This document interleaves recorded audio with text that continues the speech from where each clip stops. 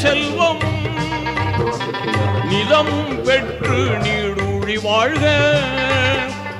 ஆண்டவன் அருளால் குழந்தைகள் ஈன்று அறமாய் நபி வழி நடந்து வாழ்க. வல்லவன் அருளால் நல்லறம் பேணி, வல்லவன் அருளால் நல்லறம் பேணி வாழ்க வாழ்கவே வாழ்கவே. வளமாய் நலமாய் மணமக்கள்